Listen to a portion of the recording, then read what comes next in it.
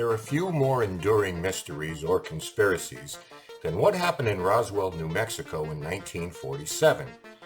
Did an extraterrestrial craft crash land on a rancher's property and a cover-up ensue? Or is the explanation much more terrestrial in nature?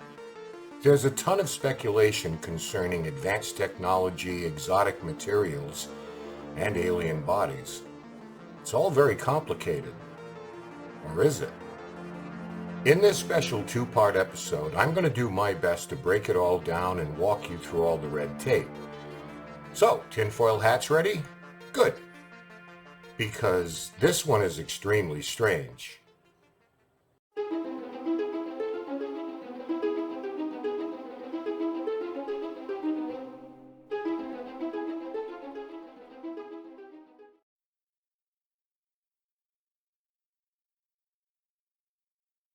"1947 was a banner year in the world of ufology. It was on the afternoon of June 24th that amateur pilot Kenneth Arnold was flying his Cal Air A-2 light aircraft near Mount Rainier in Washington state. He was originally flying to Yakima, but detoured to search for a lost U.S. Marine Corps plane, perhaps hoping for some type of reward. As he neared Mount Rainier, he observed 9 unidentified objects traveling at an estimated rate of approximately 1,200 miles per hour.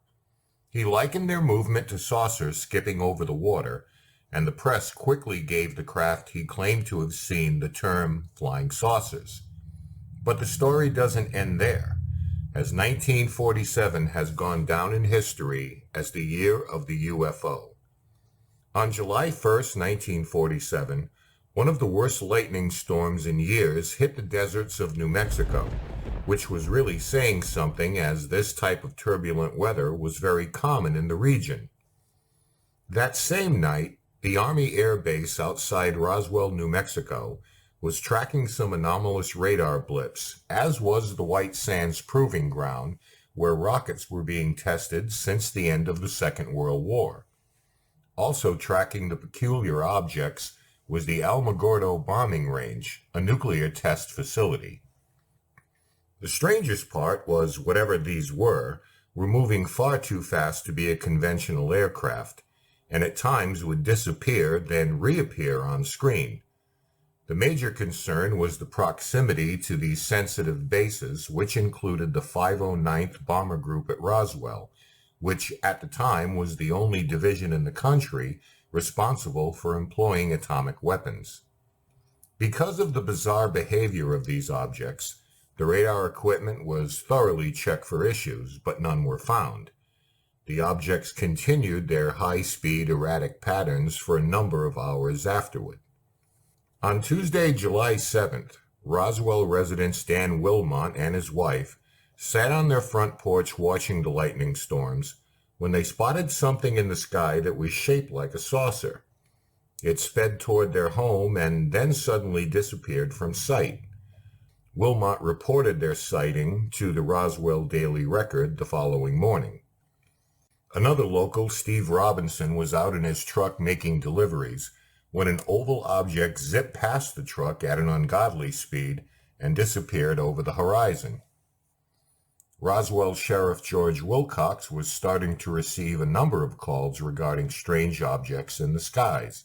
He explained what people were seeing were likely lightning artifacts or aircraft from the nearby bases. It was at this time that local farmer Mac Brazel came into the sheriff's office and reported stumbling upon what appeared to be a debris field on his ranch in Corona. Thinking it was likely the result of a plane crash, he quickly changed his mind when some of the materials he found were very unfamiliar with anything he'd seen before. Taking Wilcox outside to his truck, Brazel showed him a few pieces he had brought along, including some which looked like a thinner version of aluminum foil. Yet it was even lighter and stronger, and displayed the ability to return to its pristine form after it was crinkled. Sheriff Wilcox phoned the Roswell Army Airfield to tell them of this discovery, and Army intelligence picked up the ball from there, assigning Major Jesse Marcel to the case. Upon arrival, Brazel took Marcel to the crash site and both began to gather up pieces of the debris. Marcel took these back to Base Commander Colonel William Blanchard, and later that day, their public information officer, Lieutenant Walter Haut, issued a press release that was picked up by media outlets of all forms throughout the country. Essentially, it said the Army was in possession of exotic materials that had come directly from the crash of a flying disc. Headline edition, July 8, 1947. The Army Air Forces has announced that a flying disc has been found and is now in the possession of the Army. Army officers say the missile, found sometime last week, has been inspected at Roswell, New Mexico, and sent to Wright Field, Ohio, for further inspection. The story gripped a country that had, until then, thought of extraterrestrial visitors and flying saucers as something out of the pages of comics and Buck Rogers serials. But word came out of Roswell that the real origin of the craft might soon come to light. But a few hours later, the Army reversed course with General Roger Ramey at the Fort Worth Army Airfield, ordering Major Marcel to deliver the wreckage to him personally at his base. Within a few hours of his arrival, Ramey called for a press conference in his office, where the media saw pieces of what appeared to be aluminum and related debris spread out on the floor. Ramey, Marcel, and Colonel Thomas DuBose were present, and it was then announced that the fragments had been misidentified.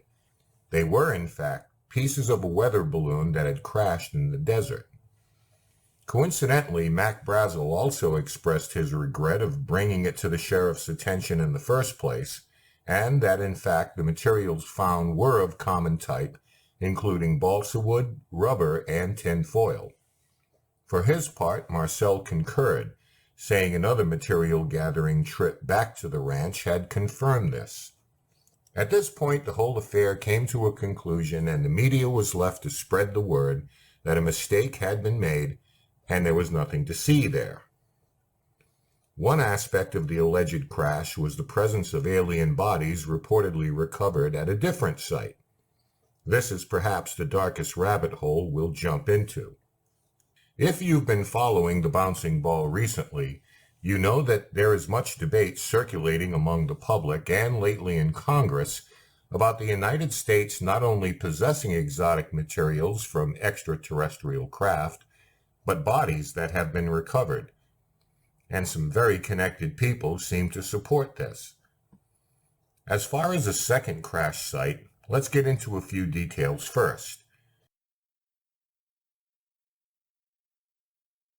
In the weeks before the Roswell crash, there were some 300 reported sightings of UFOs over the New Mexico desert by both civilians and military personnel. On July 4th of 1947, 2 craft were sighted flying over Corona, New Mexico, close to the White Sands Missile Base, the first testing ground for the A-bomb. That night, the sensational lightning storm hit the area, and it's been surmised that both craft were adversely affected by the weather, or perhaps a direct lightning strike. Prior to his debris discovery, Mac Brazel reported hearing what sounded like a thunder boom, but somewhat different than a typical one, suggesting perhaps the crafts collided with each other. It was shortly before 11:30 p.m. that radar operations reported picking up these objects that suddenly vanished, seemingly supporting the notion of a collision. At this same time, resident Jim Ragsdale was lying in the back of his pickup truck with his friend Trudy Truelove. Both were drinking beer and, according to Ragsdale, totally naked. Ragsdale claimed they heard a thunderous roar overhead as an object passed by them and then crashed to the ground. They got dressed and drove across the rocky terrain to the edge of a short cliff. Using a flashlight with failing batteries, they saw a ship stuck in the side of a cliff. They decided to go back to where they had been and to return in the morning. They didn't report the craft to anyone at that point.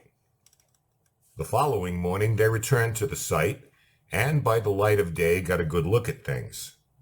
They went closer, examined some debris, collected some, including the wonderfoil that would always revert back to its original form after being wadded up, and saw bodies he described as 4 or 5 feet long at most.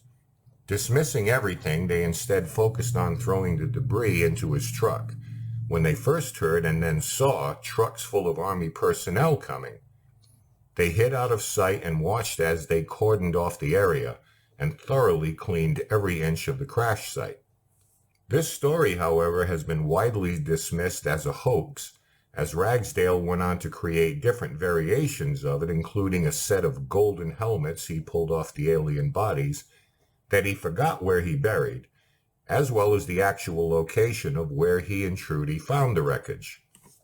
That same morning, July 5th, a group of archaeologists that included W. Curry Holden were conducting a dig near Roswell when they came across the site where the object had crashed.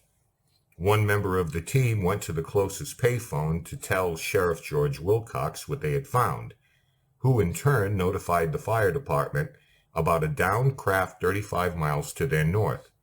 Police and fire then responded. But they weren't aware that by 5:30 a.m., the military had already mobilized and were presently employing a crash recovery team to retrieve the craft and clean up the area. Civilians were already beginning to gather at the scene and were quickly escorted away while the site was secured.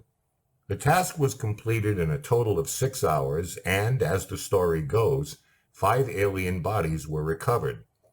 Their description fit the typical one associated with the Greys: large eyes, bulbous heads, no ears, holes for nostrils, and around 4 feet in height. The bodies, which were dressed in light sheer suits, were then placed in lead-lined body bags.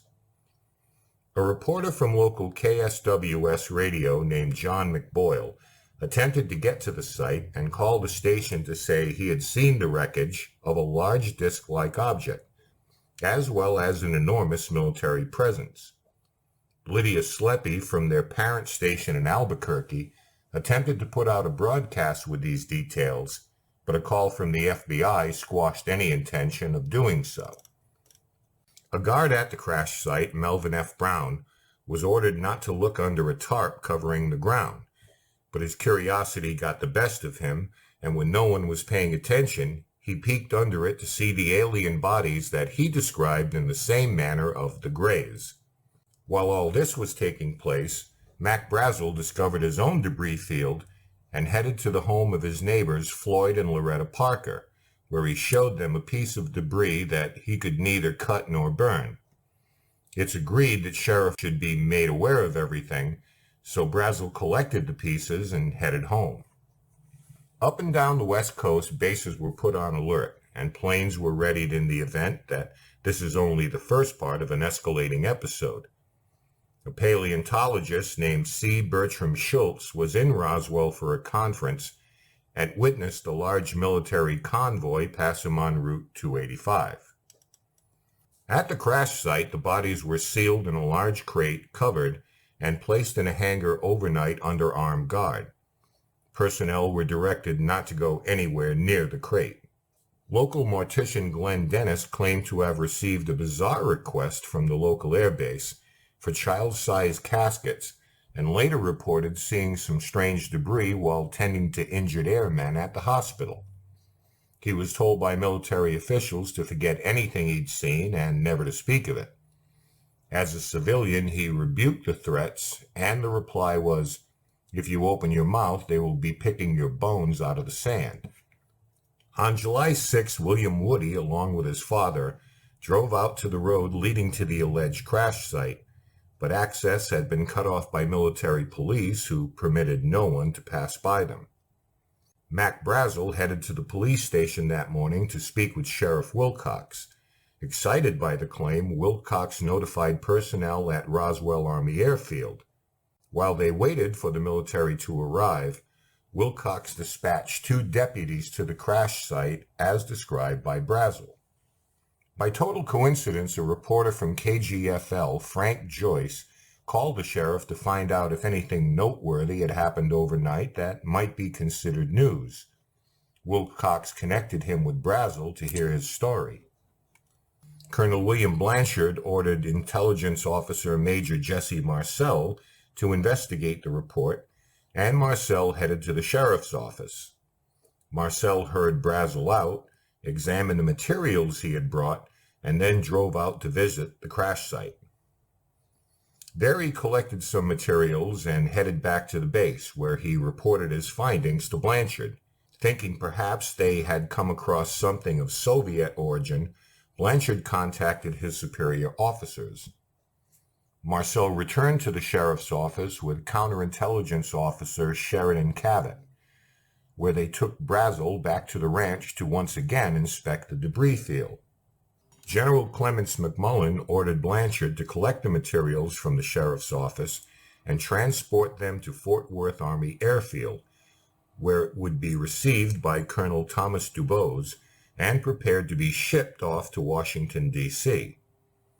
The two deputies dispatched to the Brazel Ranch returned to the station and reported they didn't find the debris field. However, they did find a burned section where it appeared a circular portion of sand had been turned to glass by extremely high heat. At 2 a.m. on July 7th, a flight took off from Fort Worth Army Airfield bound for Andrews Air Force Base. It was said to contain materials from the crash as well as alien bodies. By daybreak, Brazel brings the two officers to the crash site, where they examine materials strewn about the area, including the paper-thin foil. The media had now caught wind of the goings-on, and Brazel found himself in great demand. Meanwhile, Marcel and Cabot were still combing the area and collecting more debris, and by dusk began their trip back to Roswell Air Base. By that afternoon, a slew of reports began to filter in from the public about a second crash site. Lieutenant General Nathan Twining of the Air Material Command at Wright Field in Ohio unexpectedly flew to Alamogordo Army Airfield, also known as Holloman Air Force Base, just southwest of Roswell. The Air Material Command coordinates with research labs, the aerospace industry, and various government agencies in the areas of advanced aviation technology. General Carl Spaatz, Army Air Force commander, told the press he had no knowledge of the downed discs or any plans that were in place to recover them. Walt Whitman decided to go public with Brazel's story, and station owner Judd Roberts conducted a recorded interview with the rancher that was scheduled for air the following morning. On Tuesday, July 8th at approximately 2 a.m., Jesse Marcel decides to stop at home en route back to Roswell Airfield. He waked his wife and son to show them the debris he had collected. He placed it on the kitchen floor, with all of them believing they were looking at material from a flying saucer. After a quick examination, the debris was loaded back into Marcel's car. At 6 a.m., Marcel and Cabot reported to Blanchard what they had encountered at the ranch, and with that, Blanchard ordered the debris field to be cordoned off and entrance to anyone denied. Blanchard then contacted 8th Air Force Headquarters in Fort Worth and downplayed the idea that the debris was from a crashed Soviet spy craft. The message was filtered up to Strategic Air Command Headquarters, who discussed the debris recovered at a 7:30 a.m. meeting, with no one being able to identify what was in their possession. That meeting now became a source of debate as to whether to share this information with the public. Meanwhile, General Ramey had come up with a plan to create a diversion to distract attention from the crash. KGFL got a call from the FCC, who told him not to air the Brazel interview lest the station lose its license. Senator Dennis Chavez, head of the Senate Appropriations Committee, also called Whitmore to reinforce the message sent from the FCC. Jesse Marcel was then ordered to report to Fort Worth Air Base by 3 p.m., and Brazel is detained by the Army and placed in custody for a few days. In that time, he was denied access to a phone and underwent intense questioning. It was clearly an intimidation tactic. At the crash site, Sheriff Wilcox and two deputies were denied access by Army personnel, and by 11 a.m. Colonel Blanchard announced the Army had recovered a flying disc. A statement to this effect was distributed to radio and newspaper outlets by Lieutenant Hout, the base press officer. By 2:25, the story hit the AP wire service, and by 2:30, Colonel Blanchard went on official leave. But in actuality, it's claimed he returned to the crash site to supervise the cleanup. Marcel departed for Fort Worth in a B-29 with a few packages of the wreckage. A triangular package was wrapped in brown paper, with the rest placed in shoeboxes. When he landed, he reported to Ramey's office along with the packages, and Marcel points out on a map where the crash site is located. They walked back to Ramey's office to find the debris was not there. In its place was a shredded weather balloon that had been placed on the floor. At 4:30 p.m., Ramey conducted a session with the press in which he claimed what had been recovered was actually a high-altitude weather balloon. Irving Newton, a weather officer, is summoned to Ramey's office, where he identified the debris there as indeed a weather balloon. After a couple of photographs with the rubble, he headed back to his office. Photographs were then taken with the remaining officers displaying the same materials. At 6:17, a message was sent from the Dallas office of the FBI to Director J. Edgar Hoover in Washington, informing him that a balloon was at the center of the flying saucer claims, but it cast some doubt as to the accuracy of that claim based on prior conversations between Fort Worth and Wright Field. A little more than an hour later, the wire services put out the Army's retraction explaining the disk, and that it was in reality the balloon. Ramey did a radio appearance to confirm this. Hours later, an unscheduled flight arrived at Fort Worth Air Base containing more boxes of wreckage. On July 9th, newspapers all over the country read headlines of the mistaken weather balloon, while the covert cleanup of the second crash site continued. At 8 a.m., C-54s were being loaded with crates under armed guard and flown to Kirtland Air Base and then on to Los Alamos. Base PR officer Hout accompanied Colonel William Blanchard to heavily guarded Hangar P-3, where Hout witnessed the object that had been recovered. He described it as being oval, made of a metallic substance, 12 to 15 feet long, 6 feet high, with no windows, wings, or landing gear. Hout then spotted two bodies covered under a tarp, child-sized with large heads. As this was taking place, more crates and boxes arrived at the base. One crate in particular was moved to a bomb pit, which is typically set aside only for weapons storage.